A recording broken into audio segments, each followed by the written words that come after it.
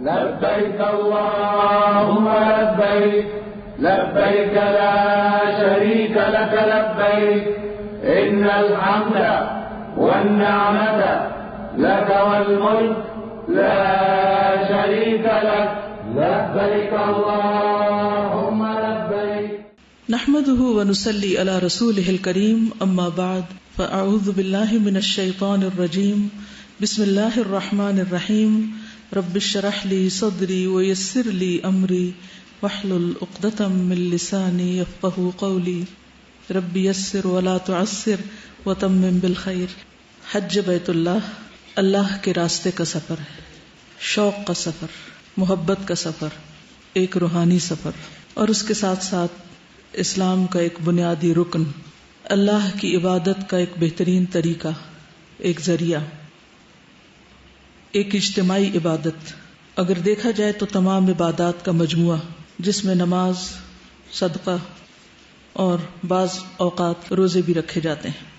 بدنی عبادت بھی ہے، مالی عبادت بھی ہے، روحانی عبادت بھی ہے، مسلمانوں کی اتحادی قوت کا ذریعہ بھی ہے، جس میں ہر سال تقریباً 20 لاکھ لوگ جو مختلف زبانیں بولتے ہیں، مختلف رنگ، نسل، علاقوں سے تعلق رکھتے ہیں، مختلف طرح کے مزاج رکھتے ہیں، مختلف طرح کے کھانے کھانے والے، ہر طرح کے اختلاف اور ہر طرح کے انواع کے باوجود ایک جگہ پر اکٹھے ہوتے ہیں، ایک وقت میں اکٹھے ہوتے ہیں، ایک طرح کے اعمال کر رہے ہوتے ہیں. اللہ سبحانہ وتعالی نے اس سفر کے بارے میں یہ بھی فرمایا کہ وَلْيَشْهَدُوا مَنَافِعَ لَهُمْ، کہ وہاں جا کر وہ اپنے لیے جو اللہ نے ان کے لیے فائدے رکھے ہیں ان کا مشاہدہ کریں، ان کو دیکھیں.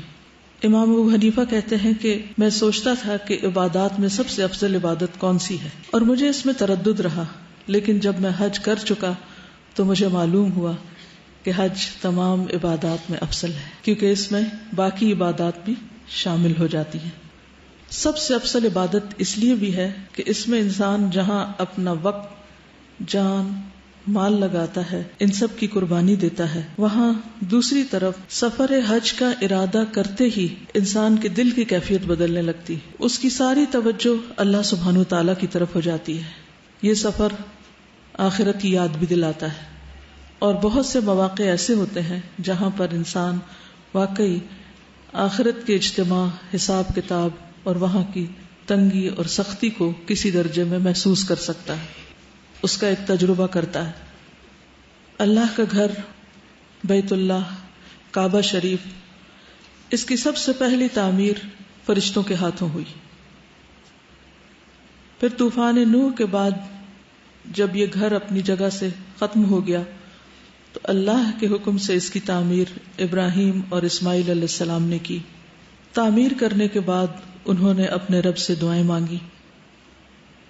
سورۃ البقرہ آیت نمبر 127 اور 28 میں آتا ہے، اور جب ابراہیم اور اسماعیل علیہ السلام بیت اللہ کی بنیادیں اٹھا رہے تھے تو انہوں نے دعا کی، اے ہمارے رب ہم سے قبول فرما، یقیناً تو سب کی سننے والا، سب کو جاننے والا ہے.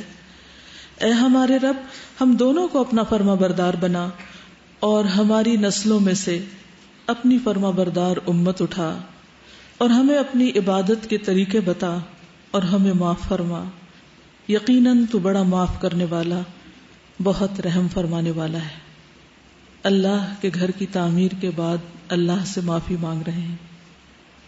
اتنا عظیم الشان کام کرنے کے بعد اللہ کے حضور اپنی عجز و انکساری کا اظہار کر رہے ہیں. اللہ سبحانہ وتعالیٰ فرماتے ہیں، ان اول بیت وضع للناس للذی ببکۃ مبارکا، بے شک پہلا گھر جسے لوگوں کے لیے بنایا گیا، یعنی عبادت کی غرض سے، وہ بنایا اس غرض سے گیا تھا، فرشتوں نے تعمیر کیا تھا، لیکن بعد میں پھر ابراہیم علیہ السلام نے اسی مقصد کے لیے بنایا، اور دعائیں بھی کی کہ یا اللہ تیرا گھر بن چکا ہے، اب تو ہمیں اس میں عبادت کے طریقے سکھا. وہ گھر جو امن کا گھر ہے، وہ گھر جو لوگوں کے لیے بار بار پلٹ کے جانے کی جگہ ہے، جو عبادت کے لیے دنیا بھر کے مسلمانوں کے لیے ایک مرکز کی حیثیت رکھتا ہے، جو ایک رب کی محبت میں تعمیر کیا گیا، جہاں صرف اور صرف اللہ کی بڑائی کا اظہار کیا جاتا ہے، جہاں اللہ اکبر ہی کی آوازیں بلند ہوتی ہیں، یہ دراصل اللہ تعالی کا ہم سب انسانوں کے لیے اور خصوصاً مسلمانوں کے لیے ایک بہت بڑا تحفہ ہے، ایک بہت بڑی نعمت ہے کہ جو ہم سب کو ایک مرکز پر اکٹھے کرنے والی ہے۔ یہ گھر زمین کا دل ہے اور اسی سے بہت سے لوگوں کے دل حرکت میں آتے ہیں، اللہ کو پہچانتے ہیں، اللہ کی محبت میں روتے ہیں اور دیوانہ وار اس گھر کی طرف لپکتے ہیں۔ ہر وہ شخص جو آج تک وہاں گیا نہیں لیکن دل میں کچھ بھی اللہ کی محبت رکھتا ہے، وہ وہاں جانے کے لیے تڑپتا ہے، اور جو ایک دفعہ چلا جاتا ہے اس کا شوق اور بڑھ جاتا ہے اور وہ بار بار جانے کی دعائیں کرتا ہے اور کوشش کرتا ہے۔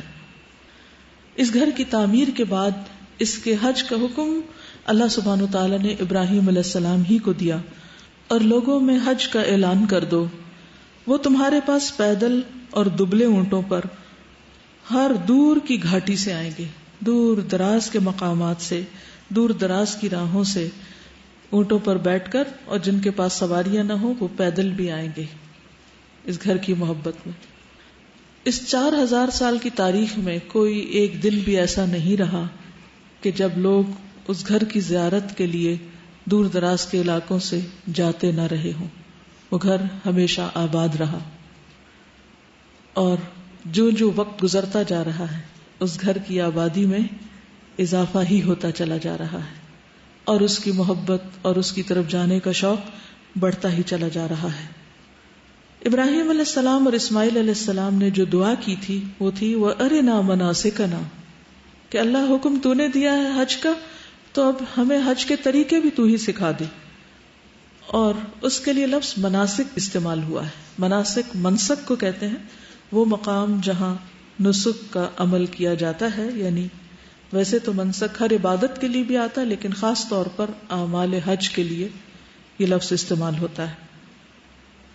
ابراہیم علیہ السلام نے اللہ تعالی کے سکھائے ہوئے طریقوں کے مطابق حج کے مناسک خود بھی ادا کیے، اور ان کے ساتھ اسماعیل علیہ السلام نے، اور پھر ان کے بعد ان کی نسل اور عربوں میں جو بھی لوگ آتے رہے، اور باہر سے بھی دیگر انبیاء اور دیگر لوگ حج کے لیے، کیونکہ حج اس وقت سے فرض عبادت رہی ہے، تو یہ سلسلہ جاری رہا۔ لیکن پھر آہستہ آہستہ جب عربوں کے اندر شرک کی بیماری آ گئی تو اس گھر کو بھی شرک کا مرکز بنا لیا گیا۔ وہ جگہ جو خالصتاً توحید کے لیے آباد کی گئی تھی وہاں بھی شرک سرایت کر گیا۔ نہ صرف یہ کہ وہاں بتوں کی پوجا ہونے لگی، بلکہ عبادت کے یا حج کے جو دیگر طریقے اور مناسک اللہ تعالیٰ نے ابراہیم اور اسماعیل علیہ السلام کو سکھائے تھے، ان مناسک میں بھی من مانی تبدیلیاں کر لی گئیں۔ اس لیے ہم دیکھتے ہیں کہ نبی صلی اللہ علیہ وسلم نے خود حج کیا بھی، اور ہر موڑ پر اس کی تعلیم بھی دی۔ ہر مرحلے پر ایک ایک رکن کو تعلیم کے انداز میں ادا کر کے دکھایا اور سکھایا، اور تلقین بھی کی کہ خذوا عنی مناسککم، تم مجھ سے حج کے طور طریقے سیکھ لو۔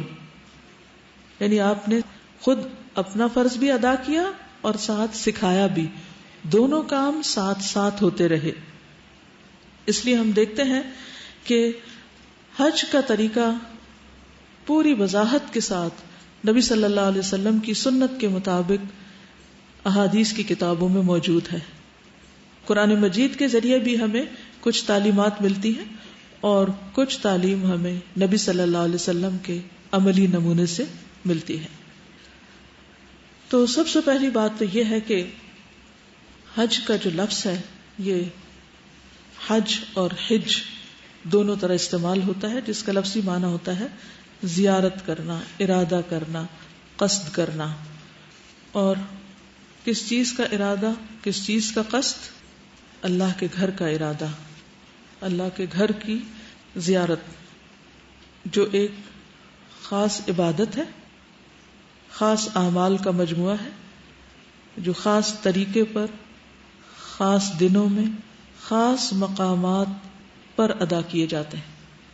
خاص اعمال، خاص طریقہ، خاص دنوں میں، خاص جگہوں پر، یعنی من مانے طریقے سے نہیں ہو سکتا، اپنی مرضی کی جگہ پر نہیں ہو سکتا، مرضی کے دنوں میں نہیں ہو سکتا.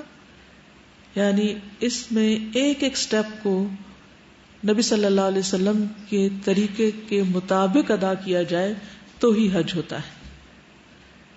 حج 9 ہجری میں فرض ہوا.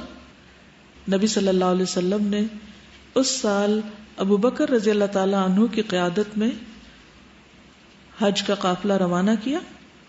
ساتھ اعلان کیا کہ آئندہ سال کوئی شخص ننگے حج نہیں کرے گا اور کوئی شخص وہاں پر شرک نہیں کرے گا، مشرک حج کے لیے نہیں آئے گا. جب بیت اللہ ہر طرح کے شرک سے پاک ہو گیا تو نبی صلی اللہ علیہ وسلم نے خود 10 ہجری میں پہلا اور آخری حج کیا، اور یہ حج حجۃ الوداع کے نام سے مشہور ہے، جس میں آپ نے وہ مشہور تاریخی خطبہ بھی دیا جس کو خطبہ حجۃ الوداع کہا جاتا ہے. یہ اسلام کے بنیادی ارکان میں سے ہے جو صاحب حیثیت افراد پر زندگی میں ایک بار فرض ہے. اگرچہ حج ایک فرض عبادت ہے لیکن اس کے ادا کرنے کی فضیلت بھی بہت زیادہ آئی ہے. اس کے بہت فائدے ہیں. قرآن مجید میں جیسا کہ آتا ہے لِيَشْهَدُوا مَنَافِعَ لَهُمْ، وہاں جا کر بھی کچھ فائدے نظر آتے ہیں، وہاں سے واپس آ کر بھی انسان کی زندگی میں، اور پھر آخرت کے سفر یعنی آخرت کی زندگی میں اور قیامت کے دن بھی اس کے بہت سے فائدے انسان دیکھے گا اپنے نامہ اعمال میں اگر اس نے حج مبرور کیا ہو. تو آئیے چند ایک احادیث ہم حج کی فضیلت کے بارے میں پڑھتے ہیں کہ نبی صلی اللہ علیہ وسلم نے اس بارے میں کیا فرمایا. ابو ہریرہ کہتے ہیں کہ نبی صلی اللہ علیہ وسلم سے سوال کیا گیا ای العمل افضل، فقال ایمان باللہ ورسولہ، قیل ثم ماذا؟ قال الجہاد فی سبیل اللہ، قیل ثم ماذا؟ قال حج مبرور.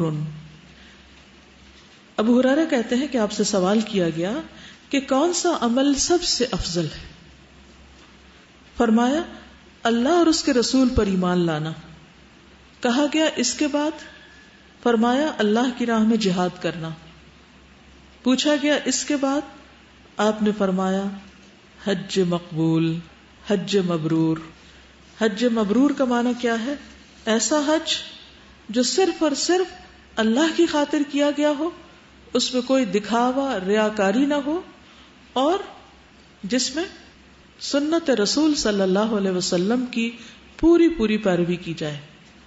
کیونکہ عمل وہی مقبول ہے، بہترین ہے جو آپ کے طریقے پر کیا گیا ہو. تو یہ ایک سبمیشن کا سفر ہے، اطاعت کا سفر ہے، فرما برداری کا سفر ہے. ابراہیم علیہ السلام اور اسماعیل علیہ السلام دونوں نے گھر کی تعمیر کرنے کے بعد جو دعائیں مانگی تھی ان میں کیا مانگا تھا؟ ربنا وجعلنا مسلمین لک. یہ گھر تو بنا دیا ہے لیکن اب ہمارے اندر کیا پیدا کر دے؟ اسلام کی خو، تابعداری، فرما برداری. مسلمین لک. اور پھر نہ صرف یہ کہ ہم مسلمان ہوں تیرے فرما بردار، بلکہ آئندہ نسلیں بھی. ومن ذریتنا امتا مسلمتا لک، اور ہماری اولادوں میں سے بھی ایک مسلمان امت اٹھا، فرما بردار. تو حج کا سفر فرما برداری کا سفر ہے. چاہے کوئی بات عقل میں آئے یا نہ آئے، کسی چیز میں بظاہر وقتی طور پر فائدہ نظر آئے یا نہ آئے، ہر کام نبی صلی اللہ علیہ وسلم کے بتائے ہوئے کیے ہوئے طریقے کے مطابق کرتے چلے جانا. کیوں؟ کیونکہ بات ساری اطاعت کی ہے، وفاداری کی ہے، فرما برداری کی ہے، سر تسلیم خم ہے. یہ کر لو، ہم نے کر لیا. اسلم. ابراہیم علیہ السلام کو جب اللہ سبحانہ وتعالی نے فرمایا تھا اذ قال له ربه اسلم، تو انہوں نے جواب میں کیا فرمایا؟ قال اسلمت لرب العالمین. جب تیرے رب نے ابراہیم سے کہا کہ سر جھکا دو، اسلام قبول کر لو، فرما بردار بن جاؤ، قال اسلمت لرب العالمین، کہا کہ میں رب العالمین کے لیے فرما بردار بن گیا. یہی دراصل حج کا سبق ہے کہ یہ فرما برداری کا سفر ہے.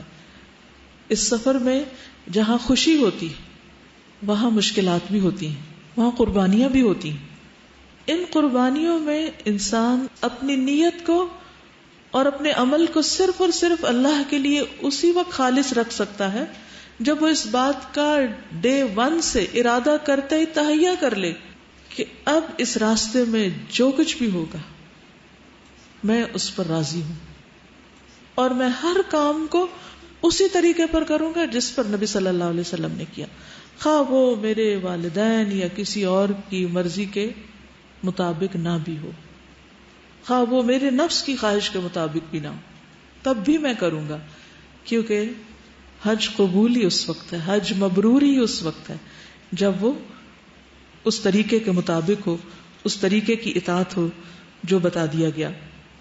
اللہ سبحانہ وتعالیٰ بھی قرآن مجید میں فرماتے ہیں فَمَنْ فَرَضَ فِيهِنَّ الْحَجَّ فَلَا رَفَثَ وَلَا فُسُوقَ وَلَا جِدَالَ فِي الْحَجِّ، کہ ان مہینوں میں جو حج کا ارادہ کر لے پھر فَلَا رَفَثَ، نہ کوئی شہوانی فعل کرے، وَلَا فُسُوقَ، نہ کوئی گناہ کا کام، وَلَا جِدَالَ، اور نہ کوئی لڑائی جھگڑا، فی الحج، حج میں، یعنی انسان کے اندر جو ٹیمپٹیشنز ہوتی ہیں ان کو بھی کنٹرول کرے، انسان کے باقی اعضاء جو گناہ کرنا چاہتے ہیں ان پہ بھی نظر رکھے، اور خصوصاً زبان اور لوگوں کے ساتھ معاملہ اور رویہ، لڑائی جھگڑا، اس سے پرہیز کرے اور اس معاملے کو درست کرے۔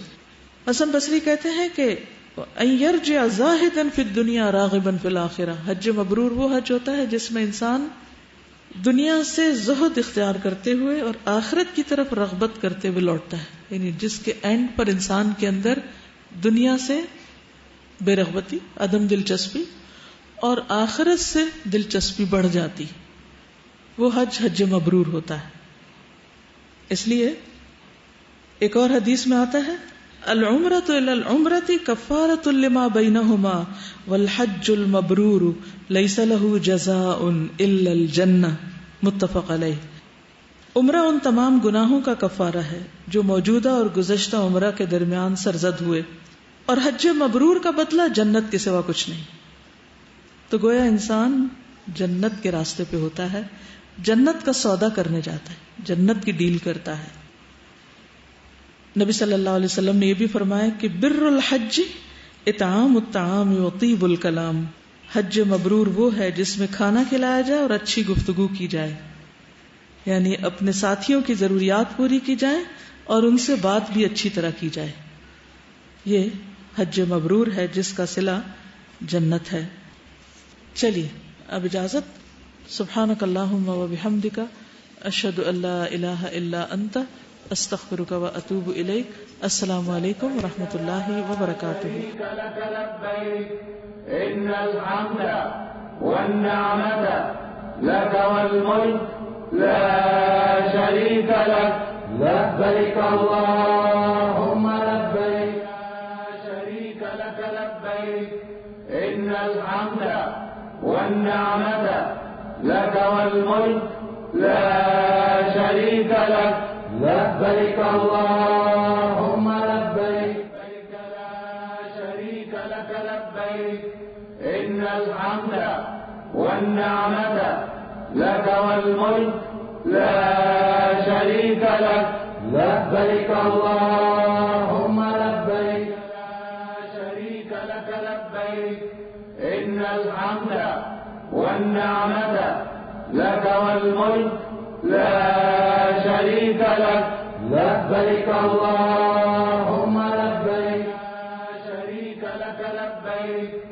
ان الحمد والنعمة لك والملك لا شريك لك لبيك اللهم لبيك لا شريك لك لبيك ان الحمد والنعمة لك والملك لا شريك لك لبيك اللهم لبيك والنعمة لك والملك لا شريك لك لبيك اللهم لبيك لك لبيك ان الحمد والنعمة لك والملك لا شريك لك لبيك اللهم لبيك ان الحمد والنعمة لك والملك لا شريك لك لبيك الله